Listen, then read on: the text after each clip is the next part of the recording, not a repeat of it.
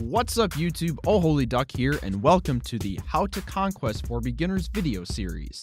In this series, I will walk through the Conquest game mode, the map, different lane assignments, roles best suited for each lane, the jungle, amongst other topics. This is to get players new to Smite, or those new to Conquest, more comfortable within this game mode, and to shorten the learning curve of Conquest. In this video, we will cover Conquest at a very high level, introduce you to the map, as well as covering the start of the game. Conquest. This 5v5 3-lane teamfight is what Smite is all about. It's what the pros play. Fire Giant still pulled! Jeff Walker goes up and down! No, they got it! The United steal away the Fire Giant! Ice Ice Baby is gonna fall! Rival playing with fire. It is the standard for Smite. But Rival trying to defend, they can't do it! And that's the game! That's the series! That is your Smite World Championship! Say hello to your North American victors, Paula Mike and EU United!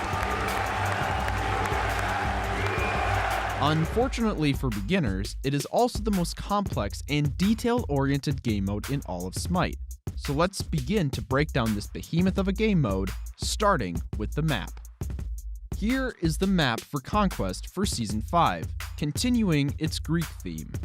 You'll notice it has 3 lanes highlighted here. They are middle lane, also referred to as mid, duo lane, sometimes referred to as the long lane, and solo lane, or the short lane. In between these lanes is the area called the jungle. In the jungle, there are various buff camps that, if defeated by your team, drop a collectible that will give that god a boost to one stat, such as the speed camp that boosts the movement speed of that god. Other buff camps include mana camp, damage camp, void camp, and XP camp. But beware, thanks to the jungle fog, your vision is limited, so be careful. On either end of the map are the 2 bases, the Order side and the Chaos side. Neither side has any inherited advantage, as in Season 5, the map is completely symmetrical. Players will spawn within their respective bases in an area called the Fountain. Being within this area will restore lost hit points and mana. If you were to enter the enemy's fountain, you will be attacked by it, so be careful. The fountains are also the only place where you can purchase items. In Smite, players have access to over 90 different gods to use in the battlefield to fight for victory. Once you have been placed in a game, you will see a screen like this. This is where you can select the god you want to fight in. In casual or normal Conquest, you cannot select duplicate gods on the same team, but the enemy can also select the god you have selected. These rules do not apply in Ranked. In Smite, there are 5 classes of gods for you to choose from. They are Assassin, Guardian, Hunter, Mage, and Warrior. Let's quickly explain the function of each class, and which area of the map they will most likely spend the majority of the game in. Assassins, such as Mercury and Daji, will most likely spend their time in the jungle, clearing out the buff camps, and entering teammates' lanes to engage the enemy, and ultimately get kills. All assassins are physical, melee-based gods. Guardians, such as Sylvanas and Geb, will most likely be in the duo lane, providing support, disrupting enemies, and building aura defensive items, and being just generally annoying.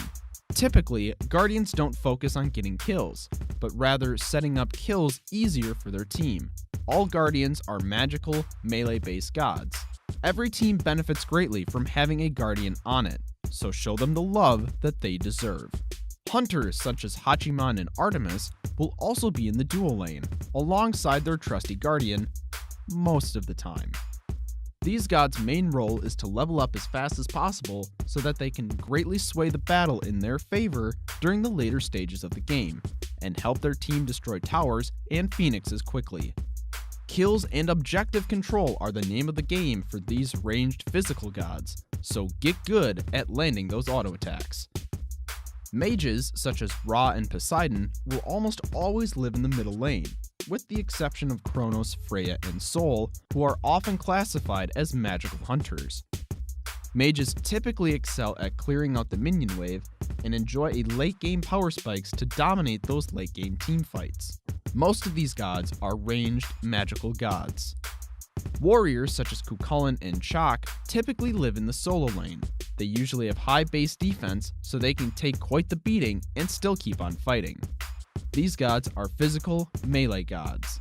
Before we go on, I want to clarify that these description and roles are a very general rule of thumb. As you play more and more, you will find yourself in games with wild team compositions, like mid lane hunters or jungle guardians. For beginners, I highly suggest to keep to these suggested roles and responsibilities until you have a good understanding of the flow of the game. Once all 10 players have selected their gods, you will be placed in the map within your fountain.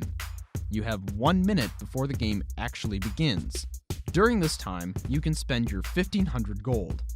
Buying items is a very important part of Smite, as they grant your gods great stat increases, more health, mana, protections, critical strikes, anything you can imagine. That is going to wrap up this video. Until next time, good night, and good duck.